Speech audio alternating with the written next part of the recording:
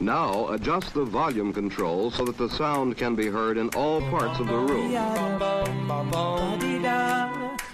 This is the Protect Your Assets podcast.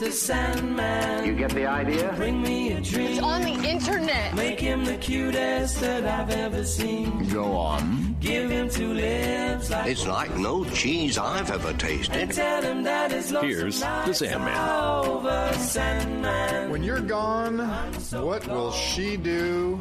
It'll be up to her to create a financial stability when she's on her own, but that can be daunting. Where should she start? Who can she trust? The best advice we can offer is to listen to today's show, as we'll cover financial moves for widows to help put them back on track. If you're a widow or have a friend who is one or who recently became one, be sure to keep it tuned right here and give them a call and let them know to tune in. Good morning. This is Protect Your Assets. I am David Hollander. For those of you just joining us for the first time, welcome.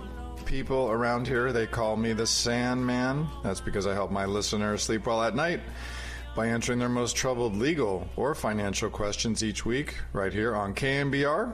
That's because I've been running a financial tax and legal practice for over 30 years. Have something come up and you'd like to know what we would recommend, you can always email me a question. I love those questions. Email me at questions@PYA-radio. Again, questions@PYAradio.com. PYA, protect your assets, of course.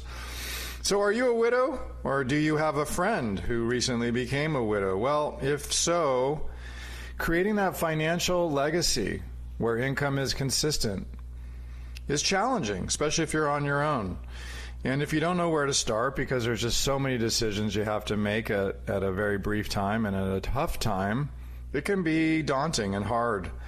So who do you trust and what do you do? Well, look for somebody who has experience in this area, who's been doing it for a long time. And today we're going to go over that and talk about some financial moves that widows should make to help put them back on track, even during the tough times. If you're a widow or have a friend who is one, then tune in today for the entire show, because my daughter and I, Claire, we're going to cover things that you need to know, and you're only going to find it on this show, Protect Your Assets. Now, let's get started. Well, not such a great week on Wall Street this week. We had the Dow off 2.7%. Year to date, we're off over 8%. The S&P 500 off 1.5%. NASDAQ off 2.6%. The MSCI International Index, yep, that was up this week, up 3.9%. 10-year Treasury went down a little bit this week to 4.33%. Last week we were at 4.47, so the Treasury is on the way down. I'll get more into that in a minute why. Oil was up this week, up 3.5%, closing at $63.65 a barrel. And bonds also were up this week, almost 1%. Year-to-date bonds are up 2.2%. So with the tariffs backing off a little bit, this week was, again, better than last week in terms of the overall volatility, but still finished down because tariffs are here to stay, just not as bad as expected, and that's why the market is settling in at this point. And after flirting with a 20% decline from the peak in February 19th, people were wondering, well, what's going to happen in this market moving forward? And so there's really sort of two camps unfolding here. The scenario number one, which I think is more likely, is where tariffs remain at the level they are about now, and even when the 90-day cooling off period ends, stays about where they are, call it around 10% globally without China in there. The other alternative is higher tariffs come back after the 90-day pause. And so let's talk about the first scenario. In the first scenario, we'll see inflation rise a little bit. Inflation probably will get somewhere around 2.8%. And then in 26, we'll see it start to come back down again to 2.2, and then in 27, around 2%. But no recession. That's the good news about all that. And we'll also see the Fed cut rates 2 to 3 times this year. And again, I'm going to say this morning, I don't think it's going to start until later this year when the Fed starts doing that. And so what will we see there? Well, right now, remember, the Fed fund rate is at 4.5% right now. And so for those of you borrowing money, you may want to wait until the Fed is done this year before you go and refinance. If you don't have much choice, well, maybe wait till the next time they cut, which again, I think will be in the third quarter. We'll see it go from 4.5%, in my opinion, down to 4.25%, and then finish up the year around 4%. If they do get one more cut in there, it'll be 3.75%. Why do I think things will continue to get better? Well, here's why. We've got tax reform coming, and we've got deregulation. Those are two themes you're going to start hearing about, I'd say, in the next few weeks, and it's going to last for the rest of the year, and we'll see where that goes, but I'm overall optimistic about that. Now, let's say that tariffs come back, because there's still a chance that tariff rates will remain higher this year. And again, I think that's the lower probability of the two scenarios. But in this scenario, the rates for China would likely remain near where they are now. And then other countries will move closer to the 25% level after the 90-day pause expires. Under that scenario, you should expect more negative impact across the markets like we've seen over the last few weeks. I don't think as volatile, but certainly there'll be some bouncing around. And what that'll do is that'll force inflation to get closer to 5%, and then the Fed would be forced to cut rates more often than the 2 to 3 times I just mentioned. So in that scenario, you'd probably see 4 to 5 rate cuts more than likely. Again, I know there's some talk right now about trying to replace Chairman Powell, but if that doesn't happen, then you heard what he said this past week. So from a market perspective, what does that mean? Well, it means that we would be back into that recession environment. And the last show I did where I talked about a bear market, if you missed that, go listen to our podcast. You can find it anywhere you get your podcast. Just type in Protect Your Assets market segment where I was talking about the bear market. And since 1970, if you look at the S&P 500 and look at the returns during a bear market, the average decline, get this, is 39%. Then you typically have a period of recovery. So again, if we're looking at history, and we just saw the S&P again off from the peak, February 19th to the low this year, down a little over 20%. You still got a ways to go to get to that average 39%, about another 18% from there. So, you know, like I said, the S&P right now is off a little over 10%. So in theory, there could be another 19% to go if scenario number 2 were to unfold and the bear was to come back with the inflation there. Okay, so that's what you're looking at in terms of volatility overall. So what do?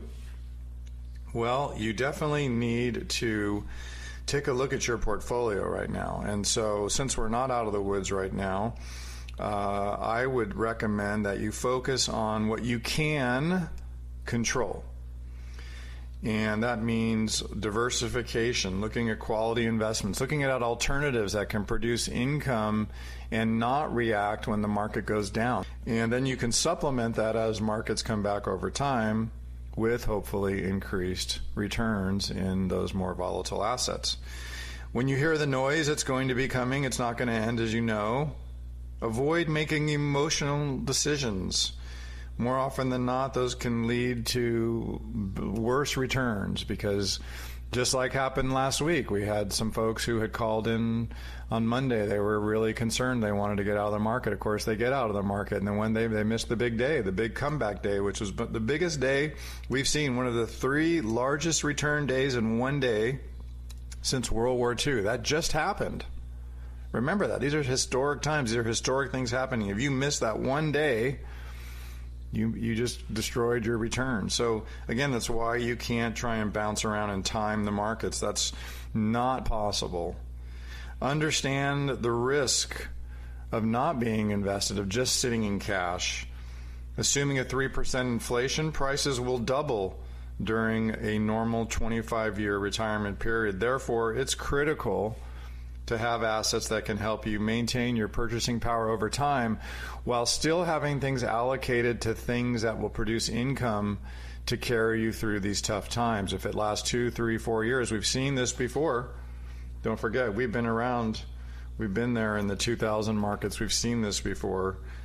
Then it's important that you have a plan to get you through those tough times and not sell off those stocks that you might need to maintain your cash flow. So remember that, especially you who are tech heavy, which again this week we had conversations with people who I'll call them frustrating. They're frustrating in their mind because they can't open up to another possibility that exists out there, and they are out there. You just have to trust the force, Luke. All right, well, with that, when we come back, how do you keep your income stable if you lose a spouse? Because there are things that are going to happen whether you like it or not. Find out when we come back. You're listening to Protect Your Assets with me, David Hollander. We will be right back.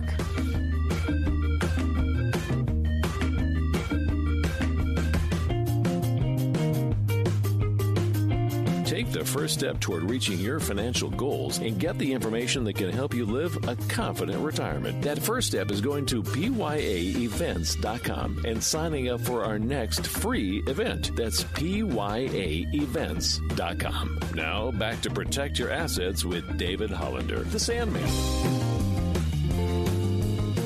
Welcome back. I am David Hollander, also known as the Sandman, and you are listening this morning to Protect Your Assets. People around here, they call me the Sandman.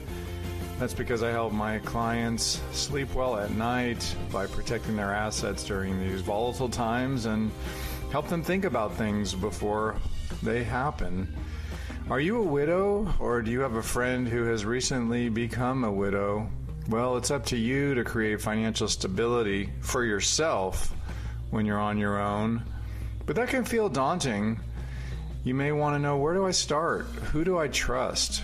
Well, the best advice we can offer is do the next right thing, but you may not know where to begin. Well, today we have you covered during the show. My daughter and I, Claire, we're going to talk about financial moves for widows to help put you back on track.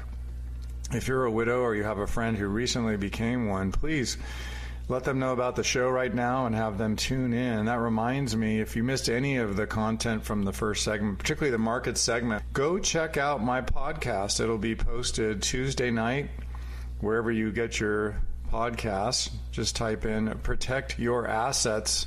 Look for the market segment. It has a profile of my face on it. And go ahead and play it. It'll be about 4 to 5 minutes, and hopefully you'll learn something there. As a financial advisor and a attorney, we specialize in probate and estate matters. I've seen firsthand, saw it this past week, how challenging it can be for a widow to navigate the financial landscape after they lose a spouse. The grief of such a loss, it's just overwhelming, and the burden of managing unfamiliar decisions often compounds the stress. However, 2025 can be a year of healing and empowerment for you. By adopting the right strategies and taking action, you can regain control over your finances and build a stable and secure future. I'm really pleased this morning to have my daughter, Claire Hollander, with us. She's a financial advisor and is in our Marin office and runs the office. Good morning, Claire. Good morning. Thank you for having me on your show. Of course, of course. So what kind of advice do you have for widows this morning? Well, so first I would say just organize and prepare. Along the lines of this topic, I cannot emphasize enough the importance of consolidating your vital documents.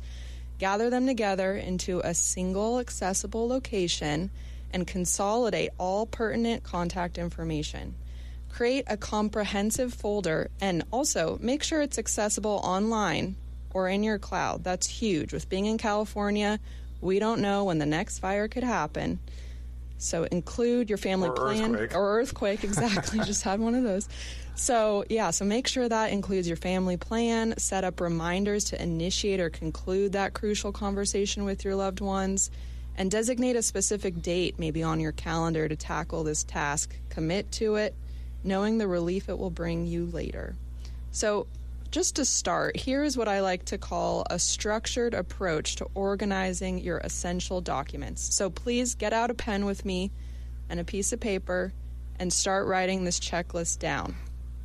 First, you want to get your legal and estate planning documents together. That includes if you have a trust, a will, any estate plans, healthcare directives, durable power of attorneys.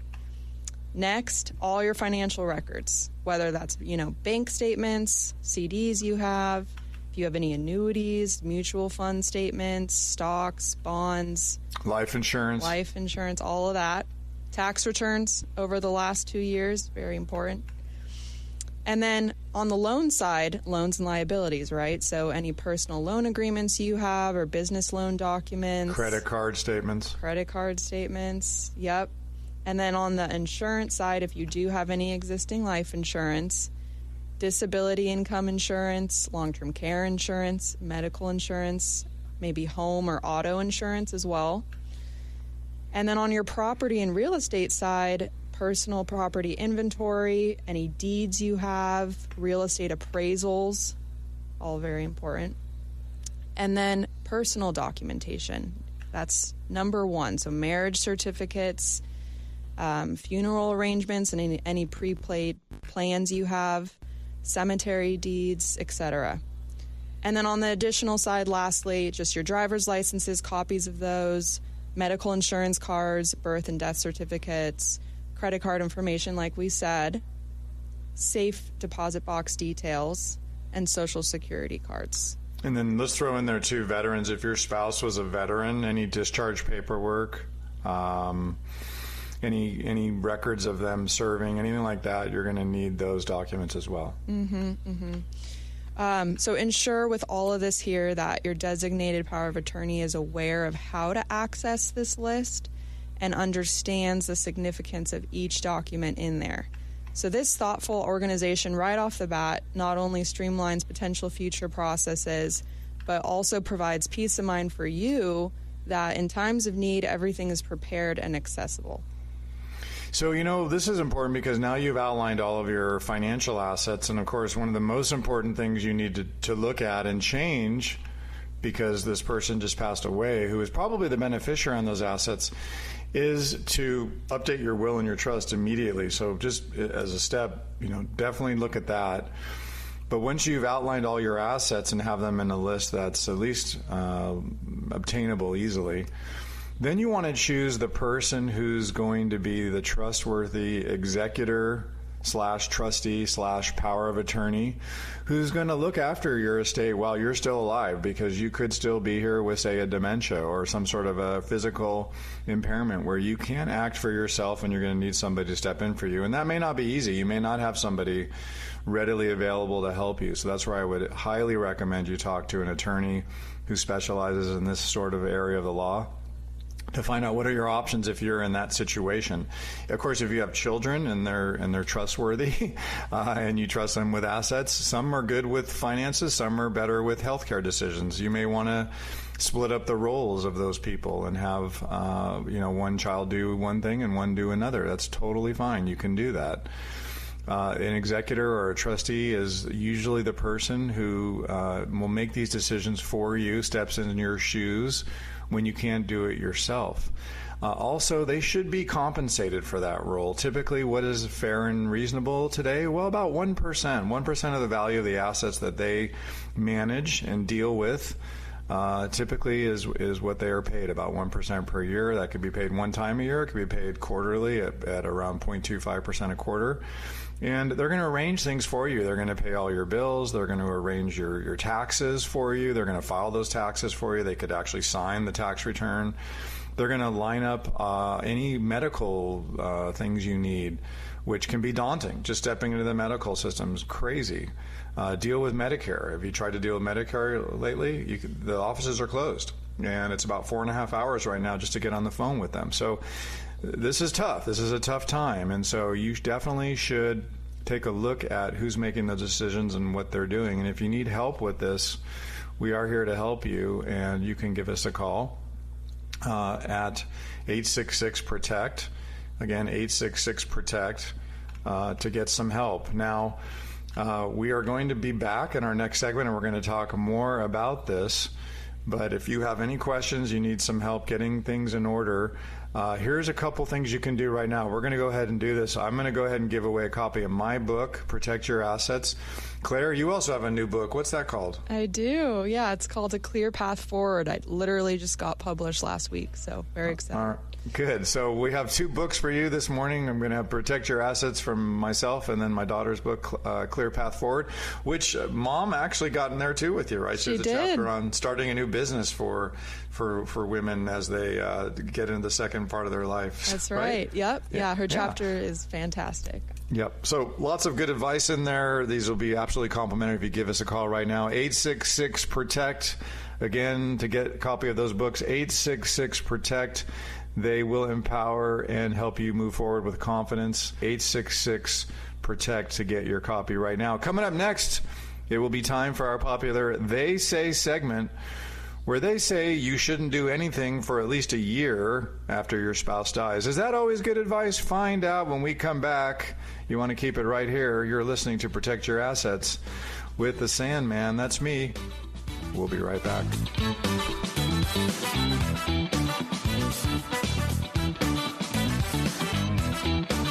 Take the first step toward reaching your financial goals and get the information that can help you live a confident retirement. That first step is going to PYAevents.com and signing up for our next free event. That's PYAevents.com. Now back to Protect Your Assets with David Hollander, the Sandman. Welcome back. I'm David Hollander, also known as the Sandman around here, and that's because we help you keep more of what's yours, particularly during these very challenging times. And people around here, well, they call me the Sandman. Why? Well, we have great advice for you on what you can do to help protect yourself. Are you a widow, or do you have a friend who recently became a widow? Well, if so, it is up to you to create financial stability for yourself when you're on your own. But that can feel daunting and overwhelming, particularly if your spouse did most of the work when it came to your finances. So where do you start? Who do you trust? Well, the best advice we can offer is do the next right thing, but you may not know where to begin. Well, this morning, my daughter and I, Claire, we have you covered as we're talking about 5 financial moves for widows to help get you back on track. I covered a couple in the previous segment, so if you missed any of those, go check out our podcast wherever you get your favorite podcast. Just type in Protect Your Assets. And that reminds me, we will be doing another workshop where you can personally come out and meet us. And we'll be doing that May 8th. That's Thursday, May 8th at the Hideout Kitchen in Lafayette. It's a newer restaurant, a nice area there in Lafayette. And that'll get started around 6:30. If you'd like to come to that event, go check out our website, libertygroupllc.com, and click on the events tab. There's a little blue button there on the right. You can register yourself right there. If you want to bring a friend, please do. You're always welcome to come. Now it's time for one of our fan favorite parts of the show. It's our They Say segment, where we debunk common myths, half-truths, sometimes just bad advice. They say. Who are they? What do they know that I don't? And what are they saying this week? Here's David Hollander, the Sandman's answer. All I know is that All right, so here's one they say. In fact, I heard it this past week. They say that when you lose a spouse, you should wait at least 1 year before you make any financial moves that are important. But is that always good advice? Well, I would say absolutely not. And this will be my second point here, is you need to invest wisely before it's too late. And the last few weeks, we've certainly seen some tremendous volatility in the market. And if anything, I can say over the last 30 years, you need to make some decisions sometimes when you're literally stuck and you just can't. You don't know what to do. So in the last few weeks, it's been important to adjust your portfolio to align with your new reality, if that makes sense. What do I mean by that? Well, your new reality is now you need income. You need income that's consistent, that's going to be there for you when the markets are volatile and moving all over the place, and you're forced to sell securities that may be down 20, 30, in some cases 40%, particularly if you have Tesla, right? So these are things that can be very, very challenging and put you in a very tough position. You may not know what to do. And so one thing that's super important is to get your financial portfolio in line with what your needs are now, and say over the next 10 to 15 to 20 years, if that could potentially be your life expectancy. So you're going to want to spread your money around, and you're going to want to make sure that you take a look at that. Absolutely. And tying into that, did you know that 1 out of every 3 seniors has Alzheimer's or a related dementia at the time of their death? That's huge. So just going back to what we talked about in the second segment, establishing a plan and preparing the necessary legal documents ahead of time is so imperative. This foresight will allow you for a smoother transition of financial management when the time comes. Without this preparation, families will often find themselves entangled in a web of legal complexities and facing potential court interventions that could have been avoided. So I have a story that I can share that actually just happened to me last week, but I was meeting with someone's daughter who her whole world shifted as she stepped into this role of a caregiver for her mother, who was totally unprepared. And coincidentally enough, Ashley had been listening to this very radio show in which you had discussed the critical nature of planning for life's eventualities. But her own life started to mirror the stories that she had heard on the show, and now served as a reminder to her of the importance of having these tough yet crucial family conversations about power of attorney and future planning and what that's all going to look like. So to give a little bit of context here, Ashley's father had passed a few years ago, leaving her to care for her aging mother, Mary. The change had been really swift, almost overnight, and bills were starting to mount. Ashley was finding herself navigating uncharted financial waters. She really didn't know what to do. And while her name was linked to a few of her mom's accounts, her reach did not extend to the investment accounts, which left her without insight or influence over the broader scope of Mary's finances and what Mary was really looking to do, and which account was best suited to settle all of these impending tax bills that were mounting up. So unfortunately, this story is not unique. It underscores a difficult truth. That is, the conversation about planning for potential incapacity often comes too late. Ideally, both the aging parent and the adult child would recognize the need for this planning and have a relationship that allows for an open conversation that will lead to planning long before it is needed. And I'll speak directly to that as, you may have a financial advisor that was working with, in this case, the dad, and those two did a lot of the work together, and mom really wasn't much involved in it. But this is a situation where now that dad has passed away, Mary should bring Ashley into the conversation with the financial advisor and say, hey, anytime that they meet, anytime that they're having a conversation or decision needs to be made, make sure Ashley's involved in those decisions. Make sure that she's on the Zoom call if you're doing Zooms, or on the phone call if that's how you communicate. Certainly on emails. Get copies of statements CC'd to Ashley in this case, because she's going to most likely be the one who's going to have to make some decisions here about how and which bill should be paid. And particularly, we just went through tax time, and the last thing you want to get is a $200,000 or $300,000 bill and try and figure out how you're going to pay for that when your Tesla stock's down 50%. That's not real easy. Exactly. My third recommendation is to review the beneficiary designations now. Now, again, I know this is a tough thing to do, but if something happens to you, bad things can happen. And so what am I talking about? Well, on certain accounts, again, write these down, they go around your trust or your will, meaning that your will and trust has no power over these investments. And so you have to look at the specific beneficiary designation form on these. So write this down. A retirement account, like a 401k, an IRA, an annuity, a life insurance policy. Those types of investments override your will and your trust, meaning that form controls, even if your will or trust says something different. Whoever is currently named on that beneficiary designation on that particular account will exclamation point, receive those assets, period. So that means if your new will or your trust names your son as the beneficiary, but your deceased husband's 401k named his ex-spouse as the beneficiary, then you and your son get nothing, zero. And we've seen that case happen. Mm-hmm.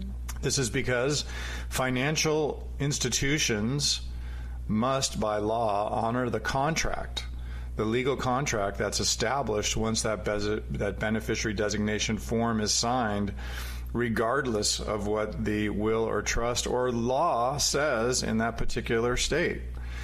And it doesn't stop there. These are some other big no-nos that I've seen. Listing a minor, an ex-spouse, or someone who has passed away, or a charity that no longer exists as a beneficiary is an absolute no-starter. You will not want to leave assets directly to someone or some institution who might have poor financial habits, is incapacitated, bankrupt, or in a legal battle with creditors. How do you really know what's going on out there? Well, you should talk to an attorney, an estate planning attorney preferably, who's skilled in this area, about the different types of trusts that exist that could help your loved ones and still protect your funds. We are here. We are attorneys. There are attorneys in our office. As you know, we do taxes. We have tax people. We have financial people like Claire. We have attorneys like myself. And what we do is we look at you holistically, at everything that you've done. Doesn't necessarily mean you have to use all of our services, but you get a second opinion. And it's refreshing to hear usually a second opinion, particularly when you've heard one thing for so long and you wonder, is there any other alternative? Sometimes there is. So we're here right now to help you. And if you have a question, you can call us 808-5627, 808-KMBR right now. If you have a question, we'd love to talk to you. And don't forget to name on those documents the contingent beneficiary as a backup. If you don't have a contingent beneficiary listed, and your primary beneficiary has passed away or is ineligible to serve for all kinds of reasons, then what happens with that asset is most likely it will end up in the probate court in the county in which you live, and then it will be distributed by the court. They're going to actually hire an attorney who you don't know. There's going to be significant headaches and delays, and I've personally seen a case drag out for 8 years. You heard me right, 8 years. So what we do at the Liberty Group is we have an estate and a tax attorney who specialize in these types of situations, and we look at these things every day. So what does it take? Well, just pick up the phone right now. You can pick up the phone right now and talk to a member of our team. We're here working right now. We'll love to talk to you. 866-PROTECT. We can schedule a complimentary 15-minute coaching call, if you will. We're happy to do it via Zoom if that makes your life easier. Happy to do that for you. All you have to do is pick up the phone right now. Call this number, 866-PROTECT, 866-776-8328. And then, Claire, what's the name of your book? A Clear Path Forward. All right, we're giving away a copy of Claire's new book right now, A Clear Path Forward, 866-776-8328. If you call right now, let them know you want the book. They will send that over to you, 866-776-8328. It is time for a quick break, but when we come back, find out what's one of the most empowering moves that you can make. It's coming up next. Stick around.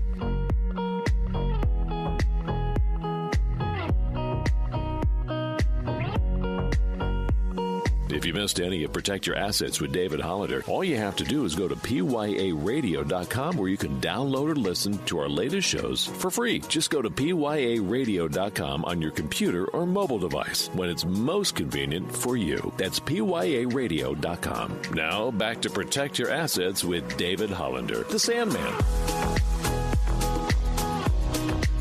Welcome back. I'm David Hollander, also known as the Sandman, and you are listening to Protect Your Assets this morning. And people around here, they call me the Sandman. Well, it's because I help you when you need it, when you have to make a tough decision. Have a lot of experience, been doing this for a very long time. If you're a widow or you know someone who has recently become a widow or widower, It is up to you now to create financial stability for yourself. So my daughter and I, Claire, we've been covering this morning 5 financial moves that you can take now to help get you back on track when things are just so tough right now. Obviously, it's been a real tough start to the year, and if you've lost somebody who helped make a lot of the not only decisions in life but financial decisions, well, it can be downright difficult. So we've tried this morning to help you get back in shape here, and Claire, thank you for helping me out this morning with this. All right, so now let's get back to some things you should be thinking about if you've found yourself in this situation where you're making some decisions that you just never had to do before. First thing I would recommend, in addition to everything else we've been talking about, would be to revisit your budget. You see, when you become a widow, you face a significant drop in income. Typically, you've lost a Social Security or a pension. According to the Journal of Economics on Aging, a woman's income drops by 22% in the first 2 years after losing a spouse. So you don't want to find yourself with a quarter less income. Understand your cash flow before your spouse has passed. If that's not a reality now, you have to do this yourself, well, then you can start to try to figure this out on your own. Make sure you don't miss things or make mistakes. You may not know what those are, and that's where Claire and I are here to help you go through that and look at these things. Because again, these expenses will change typically after your spouse has passed away. So I recommend creating a financial plan that looks at the budget using what I call the 80-20 rule, 80% for needs and 20% for things that you want to do. Because again, life is not over. There is a future. There is things that you can do. And this approach can help you give you some structure and help clarify, what are some things you can do. And Claire, what's the name of your new book again? A Clear Path Forward. Mm-hmm. And you describe some of these things in your book, don't you? Yes, I cover pretty much everything you need to know and how to set up your financial plan, think about your future, overcome any bills that are adding up, and just really stay on top and get ahead of what you're looking to do. And so that's my last piece of advice, is seek professional guidance. Yeah, and on this, make sure it's from someone that you feel like you are comfortable communicating with and that you can actually understand. You don't know how many times I hear from people that I meet with that they don't really understand what's going on or what their plan looks like. I'm a female advisor here and have found that most of my female clients enjoy working with me because they are able to finally understand their plan and what's really going on there. Navigating finances alone, it can be daunting, and a trusted financial advisor can provide advice that's specific to your situation, help simplify decisions, and help you make a roadmap for your future. Studies show that working with a financial advisor can significantly improve your outcome, especially if you find yourself in a new situation where you don't have the knowledge or experience that a trusted advisor can bring to the table. Some and final with that, thoughts? Go ahead. Correct. There's a Vanguard study that came out that says that it adds about 3% of return to you by just working with a financial advisor. And that's not because of how you're invested.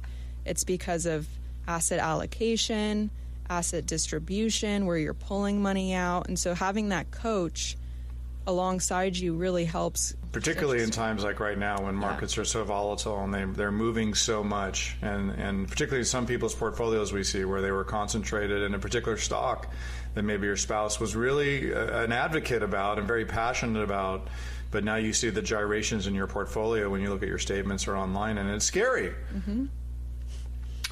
Some final thoughts. The journey toward financial stability, it's personal. It's different for you. Based on your circumstances, your goals, your emotions, what's true for all widows is that moving forward financially on your own, well, it requires patience with yourself and grace. And it's best done by breaking these larger financial actions into smaller steps like Claire was just talking about. Whether it's revisiting your estate plan, reviewing your budget, or reassessing your investments, create a calendar to tackle one of these strategies each quarter in 2025 And by taking small, intentional steps, you can move forward with confidence and clarity. I want to thank Claire for being here this morning. Thank you. Thank you for having me. Absolutely. Now, let's do this together. Inhale through your nose. Exhale through your mouth. Close your eyes, not if you're driving. Picture a day when you're not uncertain about what you should sell or buy to create that income for yourself. Picture a day when you're in the garden with your grandchild blowing bubbles. Picture a day when you can relax, travel, and do those things that you've always wanted to do. If you'd like to talk to myself or Claire, give us a call right now. Call this number, 866-PROTECT. Again, call 866-PROTECT, 866-776-8328. I'd like to give a big thanks to the Protect Your Assets team for putting together a great show today. My executive producer, network manager, Kevin Renfer, my co-host this morning, Claire Hollander, thank you. And of course, all my fabulous producers there answering the phone right now and doing the work you do not see. Phil, Ralph, Lucas, Zach, Nick, Dylan, thanks guys. Because without my team, I'm just another pretty voice on the radio. You've been listening to the Protect Your Assets show on the Protect Your Assets Network. I'm David Hollander, the Sandman. Have a great weekend. Go out and make the rest of your life the best of your life. Investment advisory services are offered through Liberty Wealth Management, a registered investment advisor. This podcast is for informational purposes only and should not be relied upon as a basis for investment decisions. The strategies mentioned are not suitable for everyone. The information expressed does not consider your specific situation or objectives and may not be appropriate for all investors. Past performance is not indicative of future results. To better understand the risk associated with investing and how it reacts to different market conditions, listeners should always consult with their qualified investment professionals, financial advisors, legal or tax specialists, and conduct their due diligence before making any financial decisions or taking any action. The legal information provided on the air is not intended to substitute for callers hiring their lawyers to advise them about personal legal matters. Investments involve risk and, unless otherwise stated, are not guaranteed. Liberty Group LLC paid for the following program, and the host's views and opinions do not represent those of the station or its ownership. California Life Agent number 048569. Persons engaging the services of one affiliate of Liberty Group LLC companies should be aware that each company is operated separately. You're listening to the Protect Your Assets Radio Network.